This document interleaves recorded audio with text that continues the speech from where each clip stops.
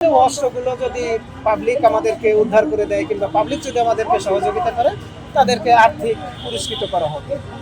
এই যে কত বড় ব্যাককল, মানে এত বড় মানে এখন হাদি ভাই অসুস্থ তো গালিটা দিতে পারতেছি না ওনাকে, শুধু শুধু আপনারা নিয়ে কত বড় একটা চেয়ারে বসে গেছেন। এখন চেয়ারটাও যেরকম একটু শক্ত হয়ে গেছে, এসিটাও ঠান্ডা হয়ে গেছে। ব্যাককলে থানা থেকে অস্ত্র লুট হয়ে গেছে, র্যাবের যতগুলো তখন কর্মকর্তা ছিল তাদেরকে অ্যাক্টিভ করার সাথে সাথে অস্ত্রগুলো থানার অস্ত্রগুলো লুট করা, ওই অস্ত্রগুলো ফিরিয়ে আনা সম্ভব ছিল।